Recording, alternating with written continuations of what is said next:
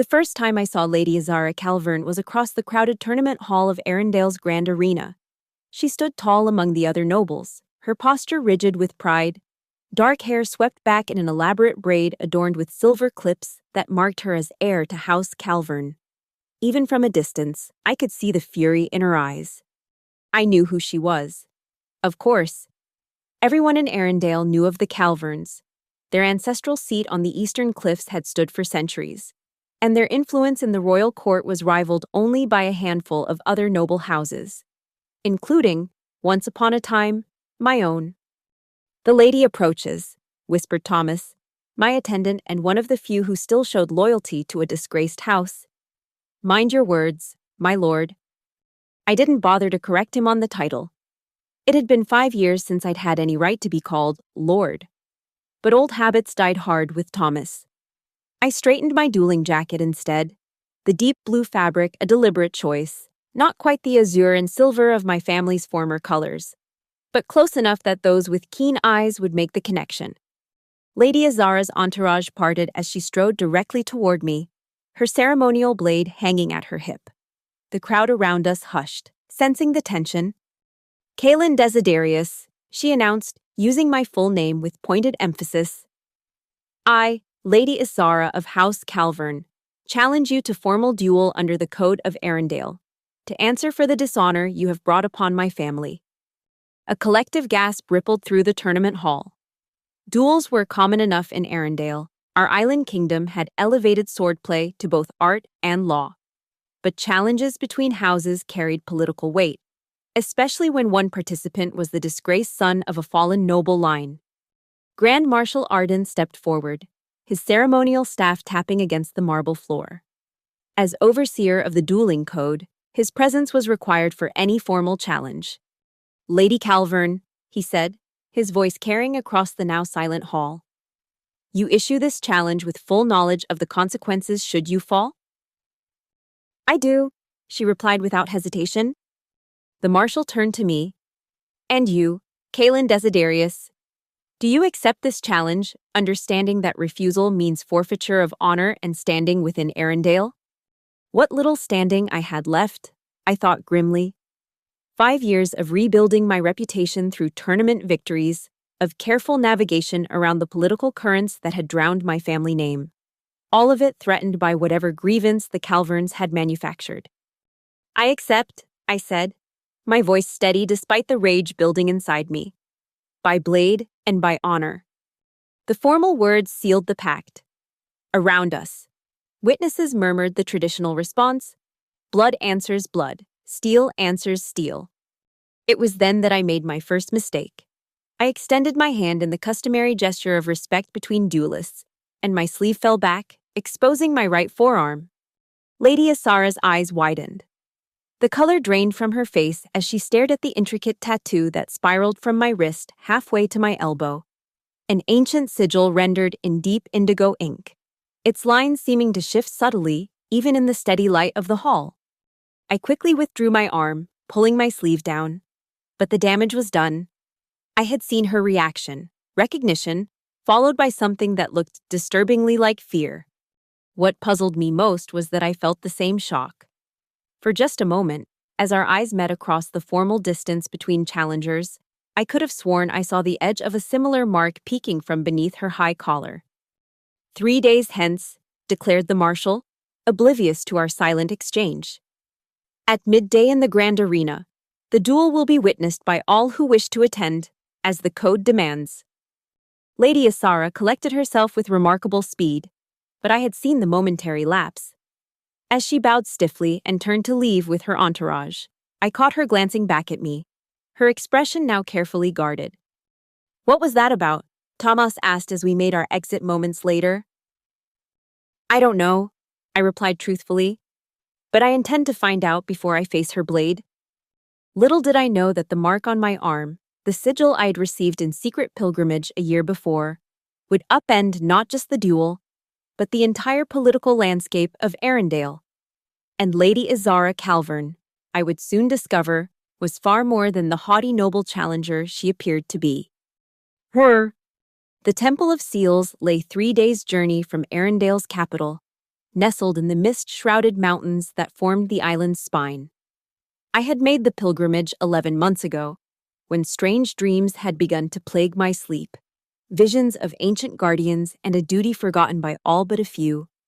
The memory was still vivid as I sat in my modest quarters that evening, tracing the lines of the tattoo with my fingertips.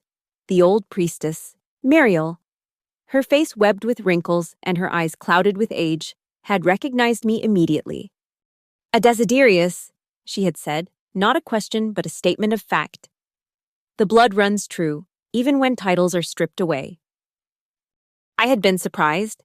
Few acknowledged my lineage so openly anymore. "You know who I am?" "I know what you are," she had corrected, leading me deeper into the temple's shadowed halls. "One of the bloodlines, one of the guardians, though you don't yet understand what that means." The temple itself had been largely abandoned.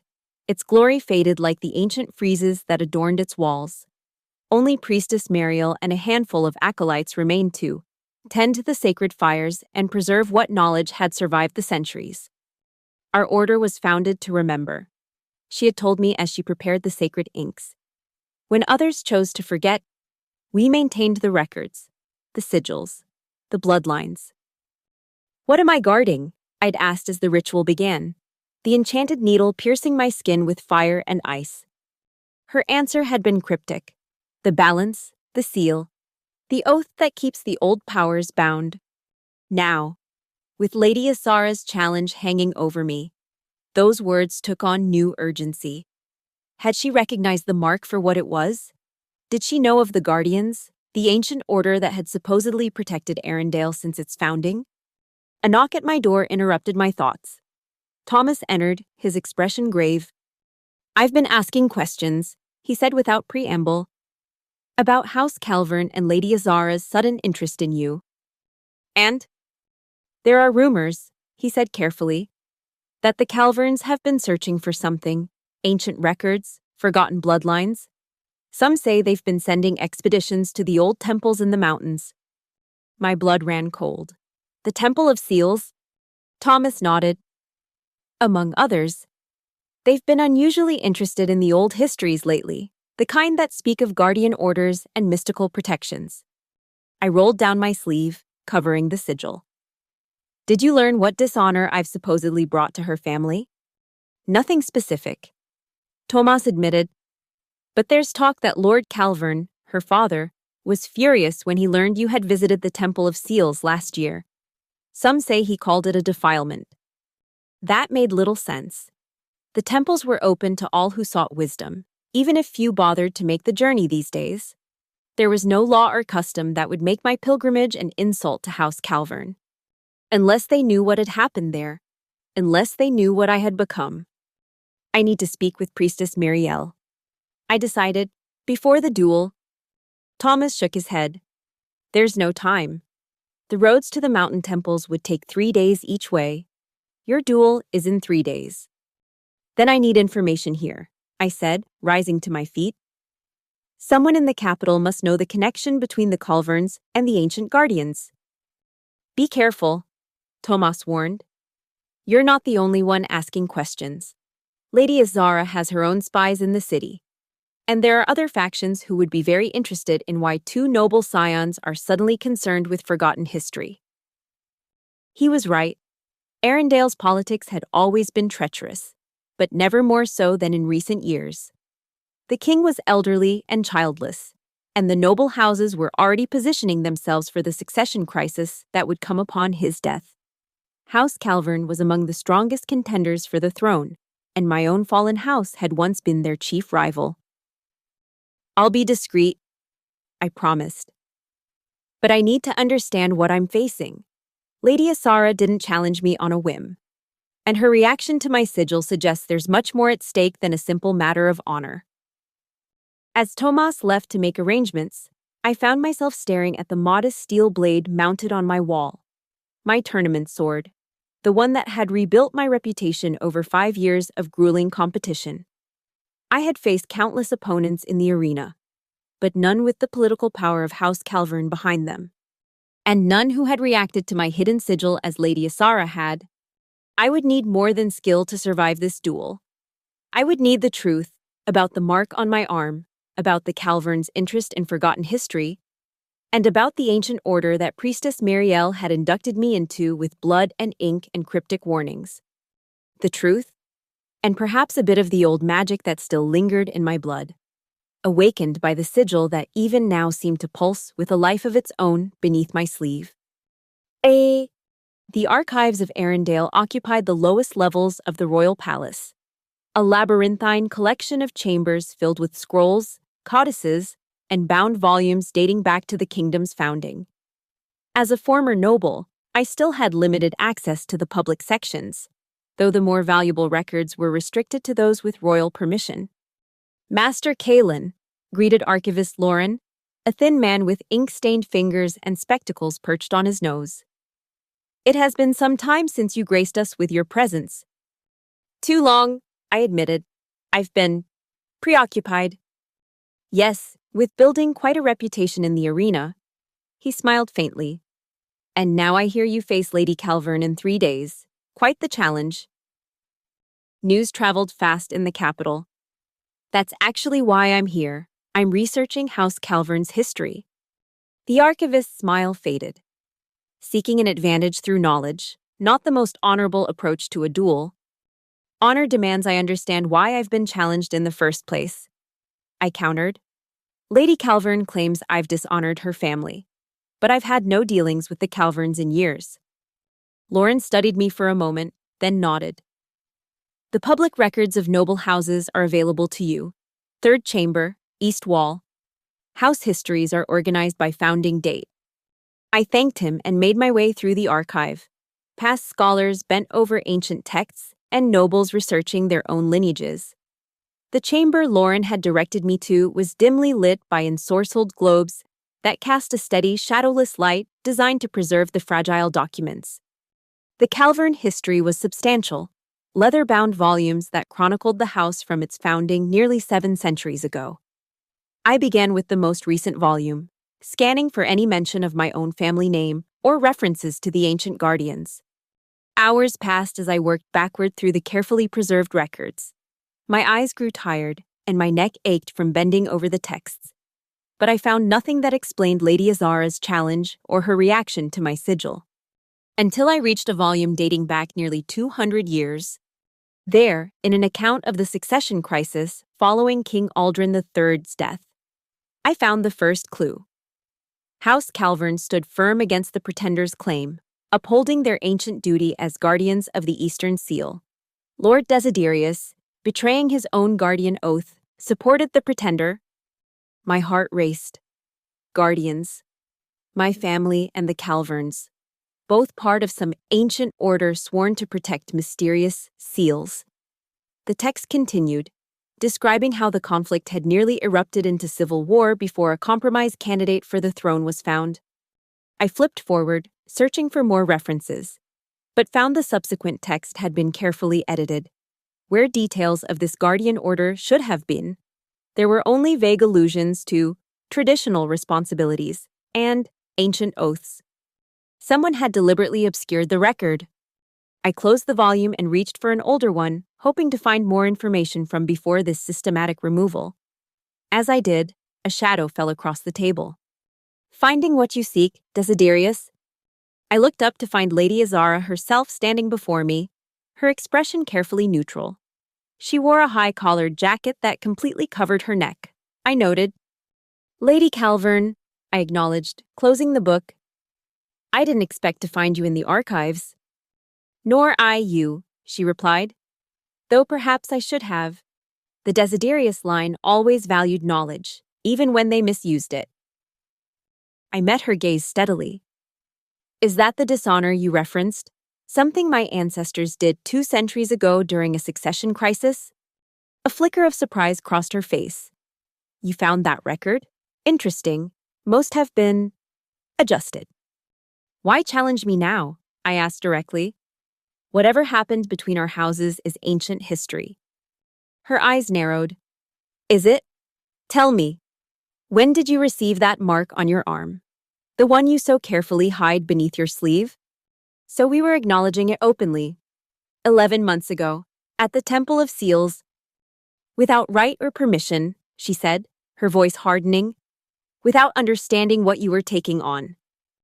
Priestess Miriel seemed to think I had every right, I countered. She spoke of bloodlines, of duties forgotten by most, but not by all. Lady Asara glanced around, ensuring no one was within earshot. The priestess overstepped her bounds. The guardian orders were disbanded for good reason, and the sigils sealed away. You've reopened a door that should have remained closed. What are you afraid of? I asked quietly. What power does this mark truly hold? Instead of answering, she placed her own hand at her collar. 3 days, Desiderius. In the arena. Should you survive, perhaps you'll earn the right to those answers. She turned to leave, but I called after her, keeping my voice low. If the guardian orders were truly disbanded, Lady Calvern, why does your family history still reference them? And why did you recognize my sigil on sight?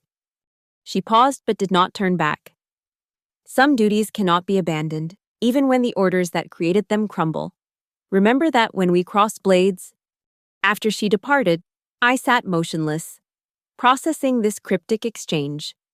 My suspicion had been confirmed. The Calverns were connected to the same guardian order as my own family.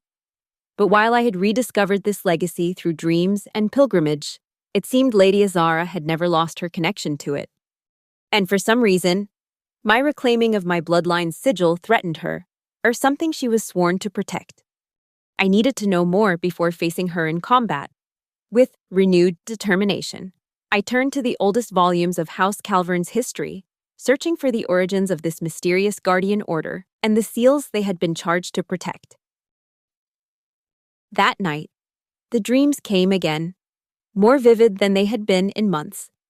I stood atop Arendale's eastern cliffs, where House Calvern's ancestral seat perched like a raptor overlooking the churning sea. Across from me stood a figure in archaic armor, face hidden behind a helm decorated with the same sigil that marked my arm. The seals weaken, the figure said, voice neither male nor female, but resonant with power. The old barriers thin. Will you honor the oath of your blood? What oath? I asked, as I always did in these dreams. What am I meant to guard against? The figure raised an armored hand, pointing not out to sea but down, toward the very foundation of the cliffs.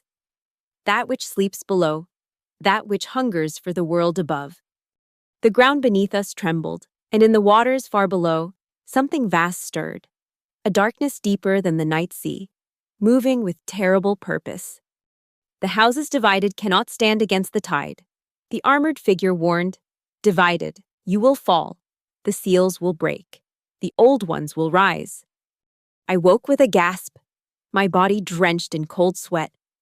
The sigil on my arm burned as if freshly inked, its lines glowing with a faint blue luminescence that faded as I became fully conscious. Thomas was at my door instantly, his face concerned. The dreams again? I nodded, unable to speak for a moment as I tried to calm my racing heart. Worse this time, he observed, pouring me a glass of water from the pitcher by my bedside. What did you find in the archives? Between sips of water, I recounted my discoveries and the confrontation with Lady Asara. Thomas listened without interruption, his expression growing more troubled with each detail. So both your families were part of some guardian order, he summarized when I finished. Sworn to protect these seals, whatever they might be. And Lady Asara believes you've somehow violated this ancient compact by receiving the sigil. That seems to be the case. I agreed. Though there's clearly more to it. The records had been altered to obscure details of this guardian order, yet the Calverns still maintain some connection to it. Could this be the true reason for your family's fall? Tomas asked quietly. The question hit me like a physical blow. 5 years ago, House Desiderius had been stripped of lands and titles, officially for treason against the crown, though the specific nature of this treason had never been publicly disclosed. My father had died in prison awaiting trial, and I, barely 20 at the time, had been spared only because of my youth and perceived ignorance of my father's actions. It would explain much. I admitted. The secrecy surrounding the charges, the speed with which we were condemned. If my father discovered something about these guardian orders or the seals they protected.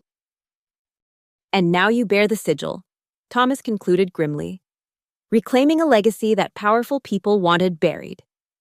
I rubbed my forearm, feeling the slightly raised lines of the tattoo beneath my sleeve. I need to know what this mark truly means before I face Lady Asara. The archives can tell me only so much, especially if the records have been purged. There may be another way, Tomas said after a moment's hesitation. There's a woman in the lower city, Serena. She deals in information not found in official records, rumors, secrets, forbidden histories. An information broker? I frowned. Such people walked a dangerous line in Arendelle, their trade technically legal but often skirting the edges of sedition. More than that, Tomas said. She specializes in the old ways, the forgotten magics. If anyone in the capital knows about these guardian orders and their sigils, it would be her. It was a risk. Associating with someone like Serena could damage what little reputation I had rebuilt. But with the duel approaching and so many questions unanswered, I had little choice. Arrange a meeting, I decided, tonight, if possible, and Tomas. Discretion above all, he assured me. I understand. As he left to make arrangements, I stared at my reflection in the small mirror hanging on my chamber wall. 5 years of careful reputation building, of presenting myself as nothing more than a skilled duelist seeking to earn back a measure of respect through honorable combat. All of it potentially undone by the mark on my arm and the forgotten legacy it represented. But I could not ignore the dreams, nor the reaction my sigil had provoked in Lady Azara. Something far greater than a single duel was at stake. Something that might explain not only my family's downfall, but also the strange tension that had gripped Arendelle's political landscape in recent years. Whatever answers awaited me in the lower city, I would face them as I faced all challenges, with steel in hand and determination in heart. Serena's establishment occupied the upper floors of what had once been a merchant's townhouse in Arendelle's harbor district. The ground level housed a respectable tea house catering to traders and ship captains. But those seeking Serena's special services were directed to a separate entrance in the adjoining alley. Thomas and I arrived shortly after midnight, dressed in nondescript clothing that wouldn't attract attention. A broad-shouldered man with a scar bisecting his left eyebrow guarded the door, his gaze evaluating us coolly. "We seek Serena's wisdom," Tomas said, offering a small pouch that clinked with silver coins. The guard accepted the payment with a nod. "She's expecting you. Top floor, end of the hall." The staircase was narrow but clean, the walls adorned with curious artifacts from across the known world. Tribal masks, preserved specimens of exotic creatures, star charts from distant lands. The air was heavy with incense, a blend of fragrances I couldn't identify, but which made my sigil tingle beneath my sleeve. Serena herself was not what I expected. Rather than the ancient crone of stereotype, she was a woman of middle years, her dark hair streaked with silver, her face bearing the refined features of noble ancestry. She sat behind a table inlaid with strange symbols, some of which resembled components of my own sigil. "Kaelin Desiderius." She greeted me, her voice cultured and measured. Last scion of a fallen house, now risen to prominence in the arena, and soon to duel the heir of House Calvern. Fascinating times we live in. I remained standing, wary despite the welcome. "You know why I've come? You seek knowledge of the guardian orders," she said directly, "of the sigils they bore and the seals they protected. Knowledge that has been systematically erased from official records." Her accuracy was unsettling. "Can you provide such knowledge?" Instead of answering, she extended her hand. "Show me your mark." I hesitated, then slowly rolled up my sleeve, revealing the indigo sigil that spiraled from wrist to mid-forearm. In the lantern light of Serena's chamber, the lines seemed to shift subtly, as if alive on my skin. Her eyes widened. "The oceanic seal," she breathed. I had heard rumors, but to see it manifested again after so long. "What does it mean?" I asked. Priestess Muriel spoke of bloodlines and duties, but little else. Serena gestured for me to sit, her expression grave. The Guardian Orders date back to Arendale's founding, 7 noble houses, each entrusted with protecting one of the 7 seals that bind the old powers beneath our island. Old powers? Entities from before human time, she explained. Vast intelligences that slumber in the deep places of the world. Arendale was built above a nexus where many such beings are bound. Their powers harnessed to create the prosperity and stability our kingdom has enjoyed for centuries. I frowned. You speak of gods? Demons? Neither. Serena said, they exist beyond such categories. They simply are, ancient, powerful, and utterly inhuman in their motivations. The founders of Arendale discovered ways to tap their power while keeping them dormant, creating the 7 seals to maintain this delicate balance. And my family, the Desiderius line, we were guardians of this oceanic seal? She nodded. The western waters, where creatures of the deep trenches are bound. House Calvern guards the eastern seal, which contains powers of storm and sky. She paused, studying my face. You truly didn't know any of this before receiving the sigil? My father never spoke of guardians or seals, I admitted. Whatever knowledge our family once had died with him in prison. Not died, Serena corrected. Suppressed. There has been a concerted effort over the past century to erase the Guardian Orders from history, to reduce them to myth while maintaining the actual protections in secret. Why? I demanded. Who would want this knowledge buried? Her smile was thin.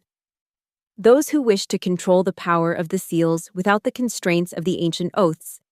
The Guardian Orders once operated independently of the crown, answerable only to each other and the duty they shared. Such autonomy is inconvenient for those seeking absolute authority. The implications were staggering. If what Serena said was true, then my family's downfall might have been orchestrated not because they had betrayed their duty, but because they had remained faithful to it in the face of those who sought to usurp the seal's power. And Lady Asara? I asked. Where does she stand in all this? That, Serena said carefully, is the question you must answer for yourself. House Calvern has walked a careful line in recent decades, maintaining their guardianship while pledging increased loyalty to the crown. Whether Lady Asara continues this compromise or seeks to restore the old ways remains to be seen. She recognized my sigil. I told her. She was shocked, almost afraid to see it. Serena's expression grew thoughtful. The reemergence of a second guardian sigil threatens the fragile political balance. For generations, House Calvern has been the only family to openly maintain their connection to the guardian legacy, giving them unique influence. Your mark represents a challenge to that exclusivity. So her challenge is about eliminating that threat. I concluded bitterly. Perhaps, Serena acknowledged. Or perhaps testing your worthiness. The guardian sigils are more than mere marks. They channel power from the seals they protect, granting abilities to those who bear them. Abilities that grow stronger with proximity to their corresponding seal. I thought of the dreams, the glowing lines on my arm, the strange energy I sometimes felt coursing through my veins during moments of stress or danger. What kind of abilities? That varies by seal and bloodline, she said. But typically enhanced strength, heightened senses, resistance to certain magics. Some guardians could command elements associated with their seal, though such powers required training to master. Training I had never received. If Lady Asara had been raised knowing her heritage, understanding the power of her sigil, she would have a significant advantage beyond her already formidable reputation as a duelist. Can you tell me more about the Eastern Seal that House Calvern guards? I asked. Its powers, its location? Serena hesitated. Such specific knowledge comes at a higher price. Name it. Not coin, she said, leaning forward. A promise. If you survive your duel with Lady Asara, return here, share what you learn. The Guardian legacy deserves to be restored, not exploited or forgotten. It seemed a small price for information that might save my life. You have my word. Satisfied, Serena retrieved a scroll from a locked cabinet behind her, unrolling it to reveal a map of Arendelle unlike any I had seen before. Where standard maps showed cities and roads, this one displayed patterns of energy, glowing lines that converged at 7 points across the island. The Eastern Seal, she said, pointing to a nexus beneath the cliffs where House Calvern's ancestral seat stood. Draws power from the storms that gather over the Eastern Sea. Those who bear its sigil can sense changes in weather, influence winds, and in times of great need, call lightning itself to their aid. Formidable abilities indeed. And the Oceanic Seal, my seal. She indicated a point on the western coast. Control over water, communion with sea creatures, resistance to drowning or pressure. In ancient times, Desiderius guardians were said to command the tides themselves when standing upon the shores of their domain. Powers I'd never accessed, having spent most of my life in the capital, far from the western waters where my family's seat once stood. The duel will take place here, I said, pointing to the capital city at the center of the map, away from both seals. Yes, Serena agreed, but not from all power. The capital itself sits upon the central seal, the keystone that binds the other 6 together. All guardian sigils draw some measure of strength from it, though not as much as from their dedicated seal. This explained why I had felt the stirrings of power even in the capital, especially in moments of intense emotion or during my dreams. One last question, I said. Can these sigils be used against each other? Could Lady Asara's mark somehow neutralize or overcome mine? Serena's expression grew solemn. The guardian sigils were designed to work in harmony, not opposition. Forcing them into conflict creates instability. The last time 2 guardians drew power against each other in earnest was during the Sundering 2 centuries ago, the very crisis you read about in the archives. The resulting magical backlash damaged the central seal itself, requiring years to repair. So our duel carries risks beyond the personal, I concluded grimly. Indeed, she confirmed. Should both of you call upon your sigil's full power while in proximity to the central seal? She left the consequence unspoken, but her expression conveyed the gravity of such an outcome. As I rose to leave, Serena offered one final piece of advice.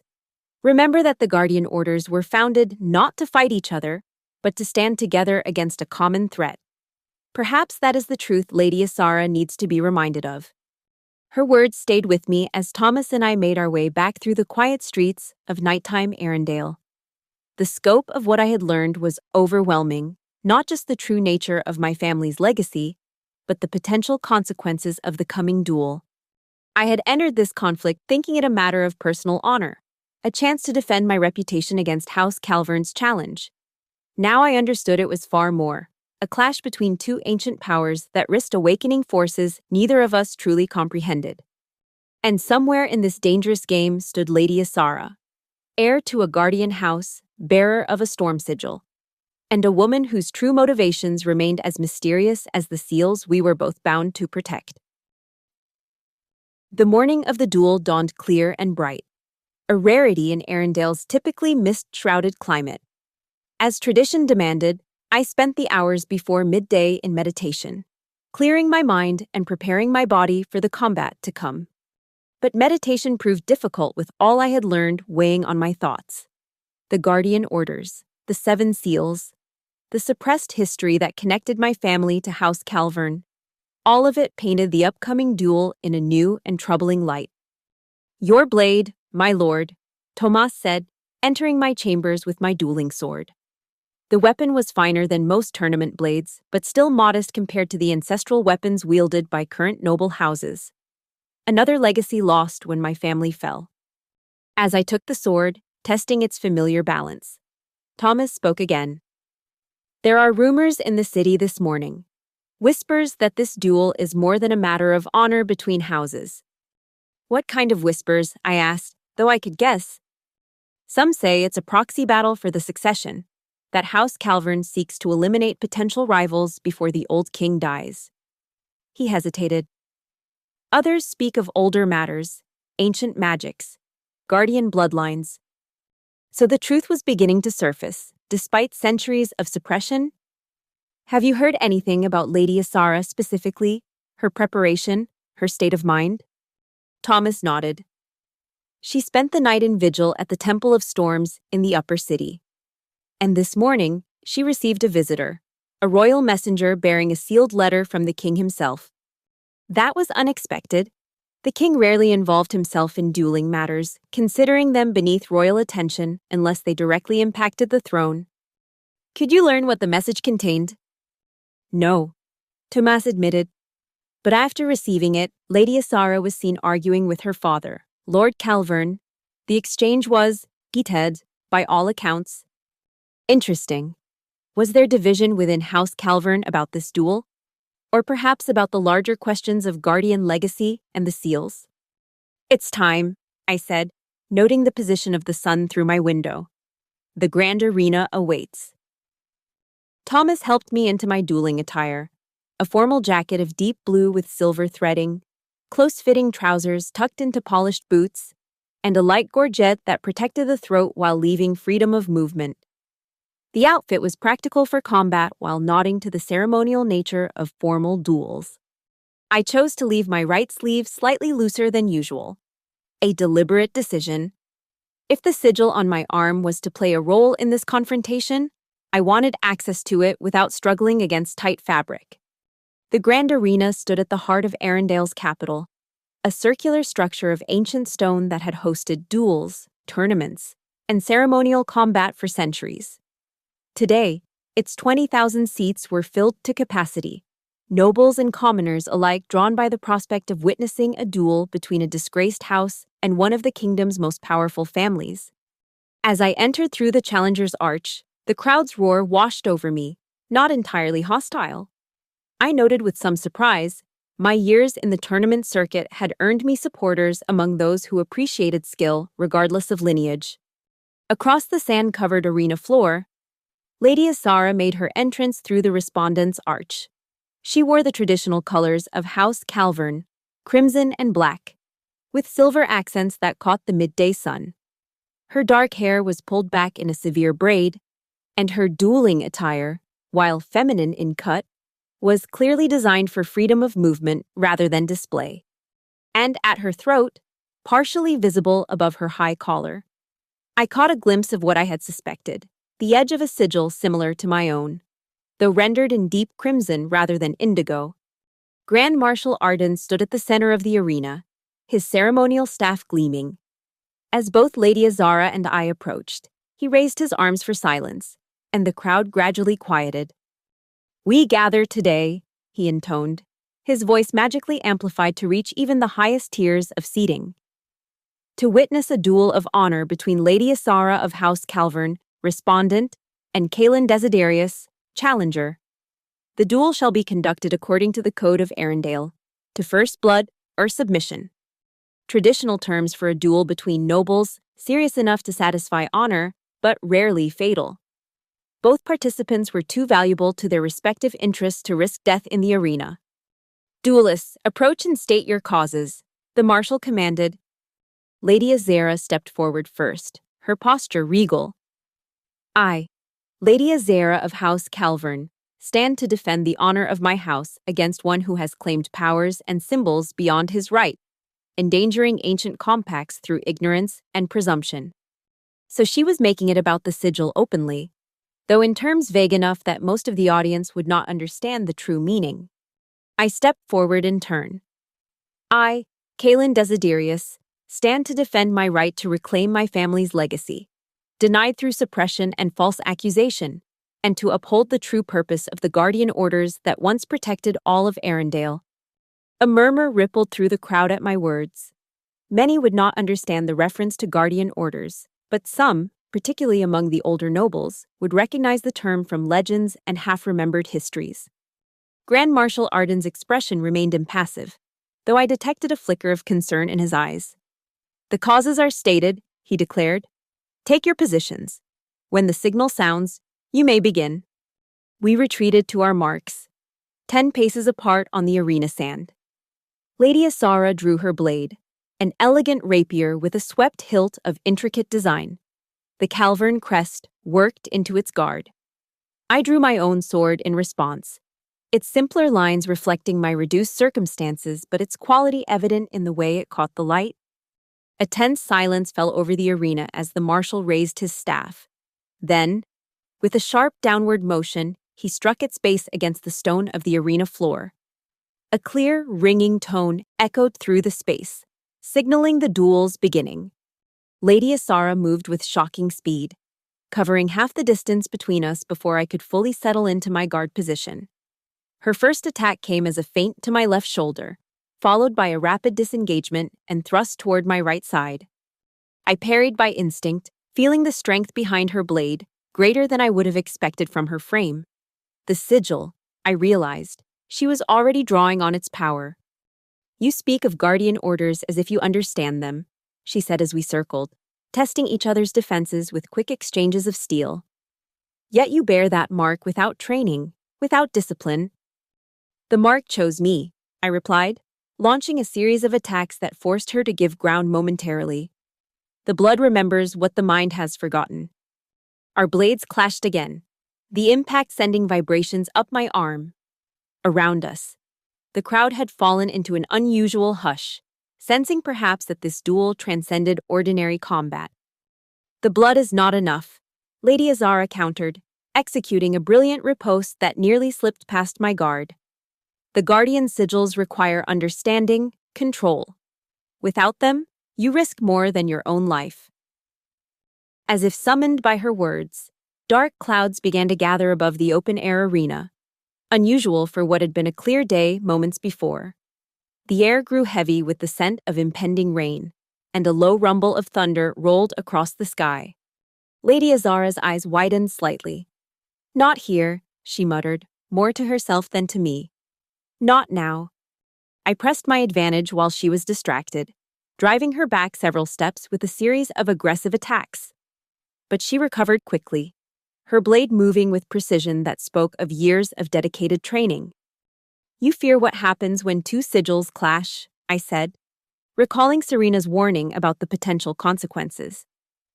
"Perhaps that's why your family has worked so hard to eliminate the other guardian houses, to prevent any challenge to your control of the seals." Anger flashed in her eyes, and her next attack came with redoubled force. "You know nothing of what my family has sacrificed to maintain the balance," she hissed. "While the other houses abandoned their duties, we remained faithful."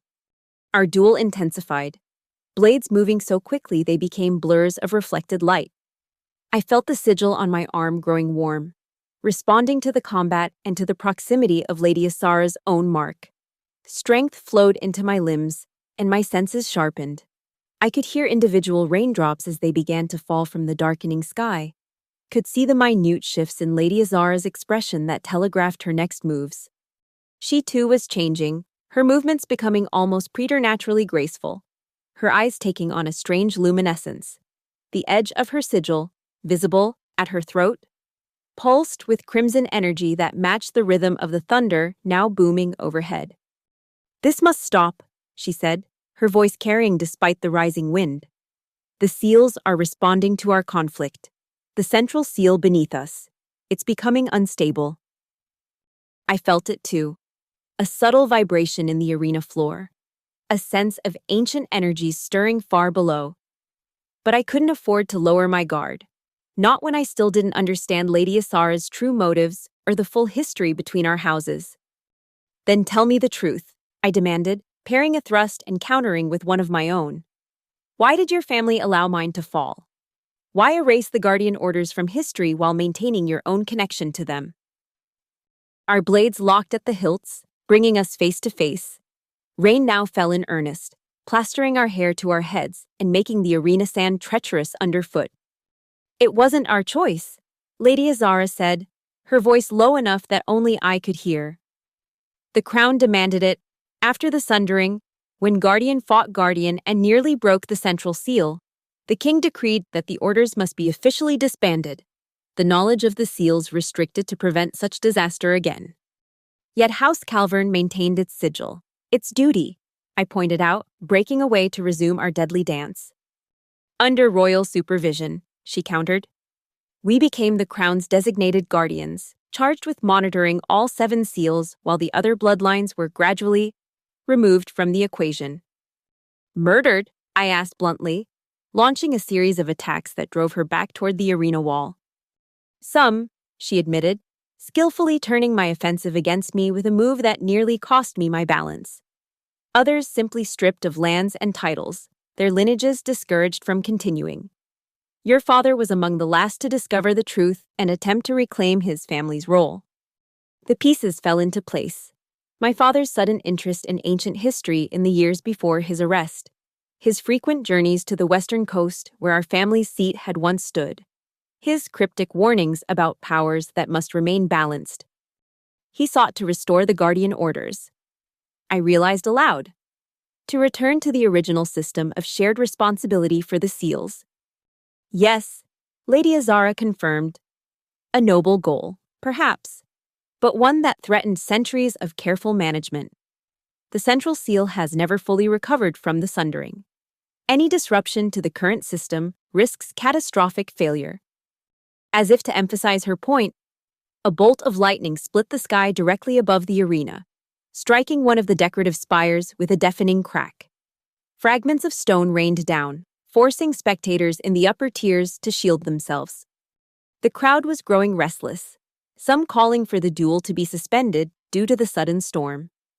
But Grand Marshal Arden remained at his post, watching our combat with an intensity that suggested he understood more about what was transpiring than his official role would indicate.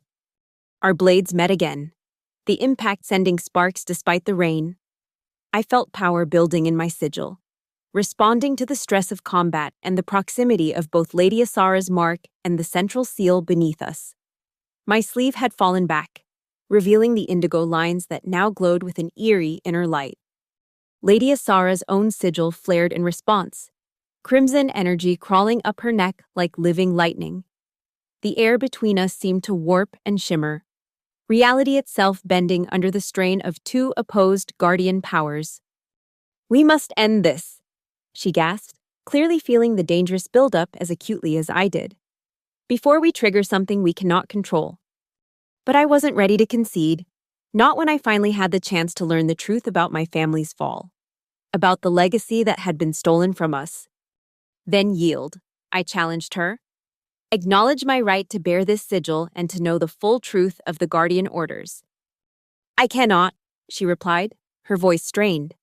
"My oath to the crown is secondary to your duty as a guardian." I cut her off. "You know this, Lady Calvern. The seals transcend politics, transcend even the throne itself. They protect Arendelle from powers that would destroy us all." Our next exchange was the most intense yet. Blades moving with supernatural speed as we drew more deeply on our respective sigils. The storm overhead reached a crescendo, wind howling through the arena as lightning forked across the black clouds in complex patterns that mirrored the lines of our hidden marks. And then it happened, the moment that would change everything. In a move of desperate brilliance, Lady Asara executed a disarming technique that sent my sword spinning from my grasp. I staggered back, defenseless, as she leveled her blade at my throat. "Yield," she commanded, rain streaming down her face. I should have conceded. It was the honorable response to being disarmed in formal combat, but the sigil on my arm had other ideas. As Lady Asara's blade touched my skin, drawing the faintest line of blood to officially end the duel, my mark flared with blinding intensity. Indigo light erupted from the sigil, enveloping my entire body in a corona of ancient power. Simultaneously, Lady Azara's crimson sigil responded with equal force, crimson energy meeting indigo in a spectacular collision.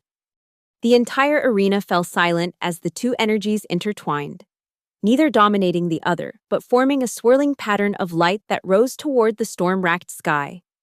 I felt frozen in place, unable to move or speak as the power of the oceanic seal coursed through me, connecting with the eastern seal's energy through Lady Asara in a way that hadn't occurred for centuries. In that moment of connection, I saw visions. Flashes of Arendelle's founding, of 7 noble houses forming a circle around a central point, their combined powers creating the seals that would protect the kingdom for generations.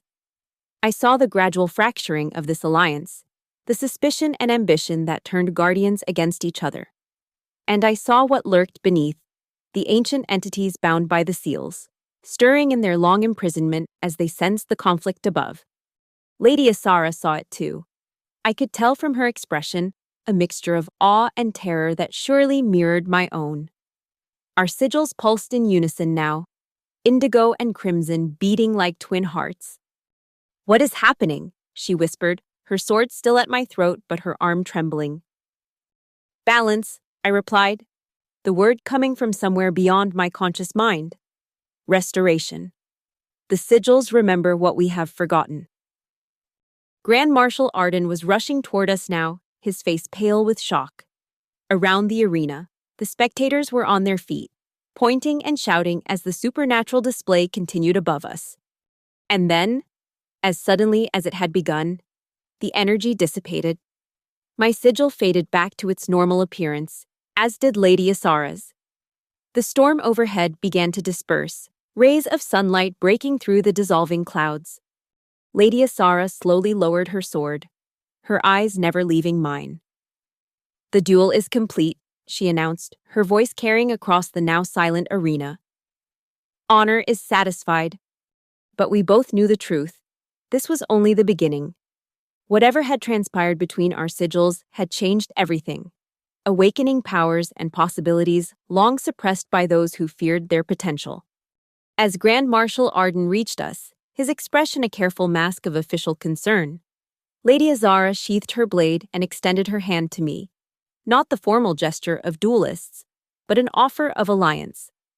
"We need to talk," she said quietly. "Away from all these eyes and ears, what happened here? It requires explanation and action."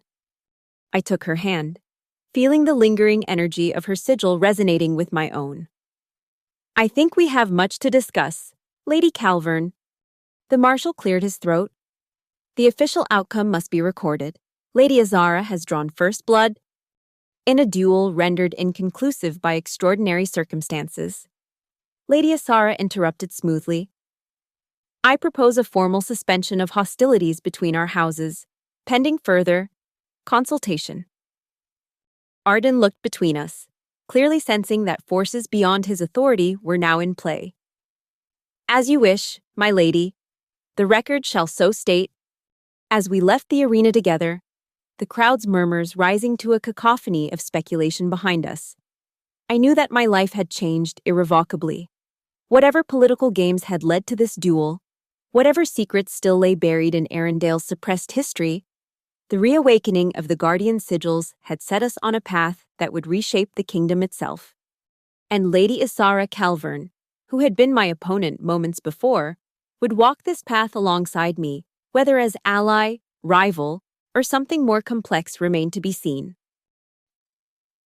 "My father will be furious," Lady Azara said as we entered a private chamber in the tournament hall, adjacent to the grand arena. "This public display of guardian powers, it goes against decades of careful secrecy." I retrieved my sword, which had been recovered from the arena floor and brought to us by an attendant. "Perhaps secrecy has served its purpose," I suggested. "The suppression of knowledge about the Guardian Orders clearly hasn't prevented the seals from weakening." She paced the small room, agitation evident in every movement. Her formal dueling attire was soaked from the rain, her braid coming undone to release strands of dark hair that framed her face. Despite the circumstances, I couldn't help but notice her striking presence. The intensity that had drawn my attention from our first encounter now focused on our shared predicament. "You don't understand the political implications," she said. "The current balance of power in Arendale depends on controlling access to the seals and their power. What happened in the arena today threatens that control." "What exactly did happen?" I asked.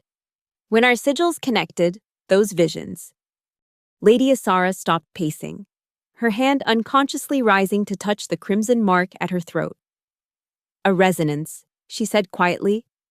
"The Eastern and Oceanic seals recognizing each other, re-establishing a connection that was severed centuries ago. During the sundering, I guessed. She nodded. When Guardian fought Guardian, the harmonies between the seals were disrupted. The Crown's solution was to place all seals under the supervision of a single Guardian house, mine, rather than risk another conflict between autonomous powers. But that's not how the system was designed to work. I pointed out, in the visions, I saw the founding, 7 houses, 7 seals, working in balance. Yes, she agreed, surprising me. The original design was wiser than what replaced it. The seals draw strength from each other when properly aligned, creating a network of power far more stable than isolated points. But fear and ambition led to the current arrangement, and now we're seeing the consequences. A knock at the door interrupted us. Grand Marshal Arden entered without waiting for permission, his expression grave. "The king demands your presence," he announced without preamble. "Both of you, immediately." Lady Asara's face paled slightly, but she maintained her composure. "Has His Majesty stated the reason for this summons?" "I believe you know the reason, my lady." Arden replied coldly. The display in the arena was visible throughout the capital. Reports are already spreading of guardian sigils and ancient magics. Secrets kept for generations have been exposed in a matter of moments. I stepped forward. "We will answer the king's summons, of course. But first, Marshal, I think honesty is required between us. You recognized what happened in the arena. You know of the guardian orders and the seals." Arden's formal manner cracked slightly, revealing the weight of knowledge behind his ceremonial role. "The Marshal of Duels has always been informed of certain historical matters to prevent precisely this kind of incident. Yet you allowed our duel to proceed," Lady Azara observed, "despite knowing the risks of 2 sigil bearers in combat." "I was instructed to let events unfold," he admitted, "by the king himself." This revelation hung in the air between us. The king had known, had perhaps even anticipated, what might happen when Lady Azara and I crossed blades. But to what end? "We should not keep His Majesty waiting," I said finally. "Whatever game is being played, it seems we're now essential pieces on the board." As we followed Marshal Arden from the tournament hall toward the royal palace, the atmosphere in the capital streets was electric with excitement and unease. Word of the extraordinary conclusion to our duel had spread rapidly, and citizens gathered in small groups, pointing at us and whispering as we passed. "They don't understand what they witnessed," Lady Azara murmured, "but they sense its significance." "The common people have always known more about the guardian orders than the nobility credited," I replied. "The old stories persist in tavern tales and children's rhymes, even when formal histories are purged." She glanced at me with new consideration. "You've been paying attention to such things." "When you lose everything," I said, "you learn to find truth in unexpected places." The royal palace of Arendelle crowned the city's central hill, its white stone towers gleaming in the afternoon sun that had emerged after the unnatural storm. We were escorted not to the public audience chamber, but to the king's private council room, a clear indication of the sensitive nature of our summons. King Aldrin V sat at the head of a polished table, his thin frame nearly lost in the ornate royal attire he wore. Though only in his 70s, years of illness had aged him beyond his years. His once strong features now gaunt, his hands trembling slightly as they rested on the table's surface. But his eyes, those were still sharp, missing nothing as we entered and bowed before him. "So," he said, his voice surprisingly strong despite his frail appearance, "the oceanic sigil has awakened fully at last. I wondered if it would happen in my lifetime." Lady Azara straightened from her bow, surprise evident in her expression. "You expected this, Your Majesty?" "Expected? No. Hoped for? Perhaps." The king gestured for us to be seated. "The guardian orders were never meant to be controlled by the crown, Lady Calvern. That arrangement was always temporary, a necessary evil during a time of crisis." I studied the elderly monarch with new interest. This was not the reaction I had anticipated, not from the man whose predecessors had overseen the suppression of the guardian orders and the fall of houses like mine. Then why continue the suppression for generations? I asked, perhaps more directly than protocol allowed when addressing the king. Why allow my family to be destroyed for seeking to reclaim their rightful role? The king's gaze shifted to me, evaluating. Your father moved too quickly, young Desiderius. He sought to rebuild what had been lost without understanding the delicate balance that had been established in its place. The transition back to the original system of 7 guardians must be gradual, controlled, or risk the catastrophic failure of the seals entirely. Lady Asara leaned forward. Your Majesty, are you saying you intend to restore the Guardian Orders, to return to the founding arrangement? I have been working toward that end for decades. King Aldrin confirmed, slowly, carefully, identifying descendants of the original Guardian houses who might bear the sigils, preparing the seals for the transition of power. But time is running short, both my own and that of the seals themselves. He gestured to a map on the wall, similar to the one Serena had shown me, displaying the network of energy lines connecting the 7 seal points across Arendelle. The central seal has been weakening for years. The king continued. Without the harmonizing influence of all 7 guardian houses, the entire system grows more unstable with each passing season. What you experienced in the arena today, the resonance between your sigils, was the first step toward restoration. But 6 more steps must follow before my work is complete. I exchanged glances with Lady Asara, seeing my own confusion mirrored in her expression. 6 more sigil bearers, I said, understanding dawning. You've identified them all? Most, the king acknowledged. House Calvern maintained the Eastern Seal, openly. You, Kaelin Desiderius, have reclaimed the Oceanic Seal through your pilgrimage. The Northern Seal awaits the last descendant of House Thalrin, currently living in ignorance of her heritage in the border provinces. The Southern and Central Seals have potential guardians identified but not yet awakened. And the other 2? Lady Asara asked. King Aldrin's expression grew troubled. The Mountain Seal's bloodline was thought extinct until recently. As for the Forest Seal, its guardian house was the most thoroughly erased from history. Finding a suitable bearer may prove impossible within the time remaining. Time remaining before what? I pressed. The king rose slowly from his seat, moving to a window that overlooked the capital. Before the failure of the Central Seal reaches critical threshold. Before what sleeps beneath Arendelle awakens fully. A chill ran through me as I recalled my dreams, the vast presence stirring in the depths, the armored figures' warnings of barriers thinning. The old powers, Lady Asara whispered. They're becoming active again. More active than they have been in centuries. The king confirmed grimly. The seals were never meant to be permanent imprisonment, rather, a balanced exchange. The founders understood this. They created the Guardian Orders not to suppress the old powers entirely, but to channel their energy safely, to maintain the boundary between their realm and ours. He turned back to face us, his gaze intense despite his physical frailty. That balance has been disturbed, the guardian houses divided, their knowledge fragmented. And now, as my life approaches its end and the succession looms, those who would exploit the seals for their own gain grow bold.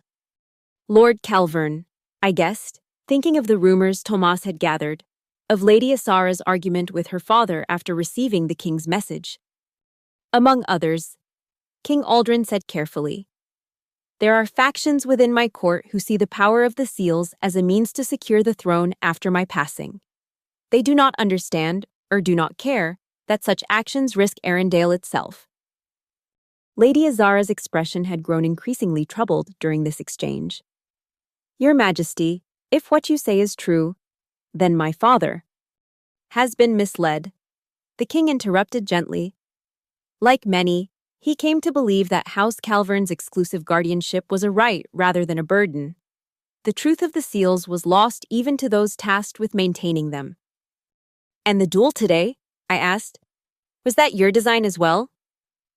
A thin smile crossed the king's face. I merely suggested to certain parties that a formal challenge might settle questions of precedence. The rest unfolded naturally, guided, perhaps, by the seals themselves. They seek balance, After all, the resonance between your sigils was stronger than even I anticipated. The implications were staggering. The king had been orchestrating a return to the original guardian system for years, working against entrenched interests within his own court. My father's efforts to reclaim our family's role had been part of this larger design, though he had moved too independently for the king's careful timeline. And now Lady Azara and I stood at the center of this generations-long struggle, two awakened sigil-bearers whose powers had unexpectedly harmonized in the arena, setting in motion changes that could not be reversed. "What would you have us do?" Lady Azara asked finally, her voice steady despite the weight of revelation. King Aldrin retook his seat, his brief surge of energy seeming to ebb. "First, understand what occurred between you today. The resonance you experienced was not merely symbolic, it established a genuine connection between the Eastern and Oceanic seals, strengthening both and beginning the process of rebalancing the entire network. The visions we shared," I said, "the founding of the Guardian Orders. The seals, remember." The king nodded. "They hold the true history of Arendelle, accessible to those who bear the sigils in harmony." "And second," Lady Azara prompted. "Find the others." King Aldrin said simply, "The remaining sigil bearers must be located, awakened, and brought into alignment before the central seal fails completely." I had hoped to accomplish this gradually over years, but events have accelerated. What happened in the arena today will have consequences, both political and mystical. "My father will oppose this," Lady Azara said, her voice tight with emotion. "House Calvern has guarded all 7 seals for generations. To surrender that exclusive right is to fulfill your house's true duty." The king finished for her. "The guardian houses were never meant to stand alone, Lady Calvern. Your ancestors knew this, even if that knowledge has been obscured over time." I watched her closely, seeing the conflict play across her features, loyalty to her family warring with the undeniable truth we had both glimpsed in our shared vision. "And what of the succession?" I asked the king. "Your Majesty speaks of time running short. The noble houses position themselves for influence after your passing. How does the restoration of the Guardian Orders affect the future of the throne?" King Aldrin's expression grew distant. "The Guardian Orders and the crown were always separate powers, young Desiderius. One sustained the land itself, the other governed its people. The blurring of those boundaries has served neither well." He paused, then added with surprising frankness, "My successor will need to understand this distinction and respect it." It was as close to a political statement as the aging monarch was likely to make. The message was clear. Whoever claimed the throne after King Aldrin would need to accept the restoration of the Guardian Orders as independent powers, not tools of royal authority. "There will be resistance," Lady Azara warned. "Not just from my father, but from all who benefit from the current arrangement." "Of course," the king agreed wearily. "Power never surrenders itself willingly. Which is why what happened between you today was so significant. The seals themselves have begun to act, to force the change that politics would prevent. They sense the danger of imbalance and seek to correct it." A silence fell over the council room as we absorbed the magnitude of what was being discussed. Not merely a political realignment or the restoration of forgotten traditions, but a fundamental shift in the mystical foundations of Arendelle itself. "We should begin with the Northern Seal," Lady Azara said eventually, surprising me with her apparent acceptance of this new path. "If your Majesty has identified its potential guardian, securing their allegiance first would create a stronger position from which to approach the others." The king nodded in approval. "A wise strategy.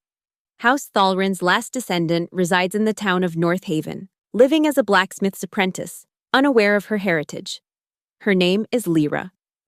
"And the Mountain and Southern Seals?" I asked. "The Southern Seal's potential guardian serves in my own royal guard, Captain Elian, a distant descendant of House Meridian. As for the Mountain Seal, its bearer is more complicated, a mercenary known as Vorin, currently operating in the border regions. His lineage is mixed, but the blood of House Karak runs strong enough for the sigil to accept him." I considered these revelations. And you've kept track of all these descendants over generations, planning this restoration? Not I alone, King Aldrin said with a small smile. The crown has had allies in this endeavor, the temple priesthoods, certain scholars and archivists, even less official sources of knowledge. My thoughts went to Serena, the information broker who had known so much about the Guardian orders. Had she been part of the king's network all along? What of the Central and Forest Seals? Lady Azara asked. Without all 7 guardians, the rebalancing will remain incomplete. The king's expression grew solemn. The Central Seal presents a unique challenge. Its guardian house was the royal line itself, in the earliest days of Arendelle. Whether that connection can be re-established remains to be seen. He hesitated before continuing. As for the Forest Seal, there is a possibility, though distant. Rumors of a hermit living in the western forests who bears markings similar to guardian sigils. Whether they are genuine or merely decorative is unknown. Outside the palace windows, the sun was beginning to set, casting long shadows across the council room. We had been in the king's presence for hours, though it had seemed like moments as revelations unfolded. Time grows short, King Aldrin said, rising again with evident effort. You must act quickly but carefully. What happened in the arena today will have alerted those who oppose restoration. They will move to prevent further awakenings of the guardian sigils. We'll need resources, I said. Information, supplies for travel, protection against those who would stop us. You shall have what can be provided discreetly, the king assured me. But understand, my direct involvement must remain limited. There are factions within my own court who watch my every move, who would use any overt support of your mission as pretext for more drastic action. Lady Asara bowed formally. We understand the delicacy of our position. Your Majesty, House Calvern's resources are considerable. Those I can secure without my father's knowledge will be dedicated to this cause. I studied her with new respect. Her commitment to this path, despite the conflict it would create with her family, spoke to both courage and conviction. Then go with my blessing, King Aldrin said, making a formal gesture of royal approval.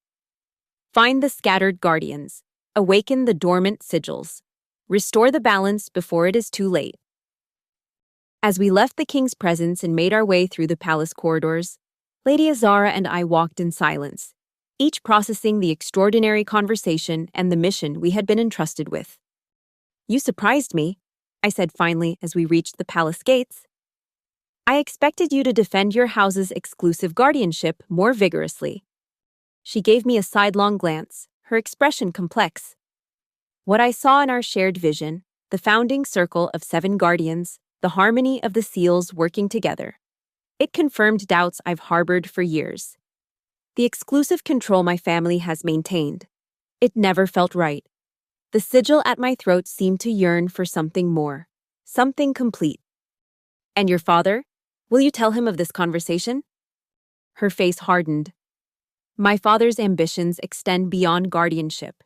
He sees the weakening king as an opportunity to position our house for the throne itself. The power of the seals is merely a means to that end for him. Then we truly are allies in this, I said, extending my hand as equals rather than duelists. Lady Azara regarded me for a moment, then clasped my offered hand. As our palms met, I felt a subtle resonance between our sigils. Nothing as dramatic as the arena display, but a definite connection, a harmony of powers meant to work in tandem. Allies, she agreed. Though the path ahead will not be easy. Finding and awakening the other guardians is only the beginning. Convincing them to join our cause, protecting them from those who would maintain the current imbalance, we face challenges on all sides.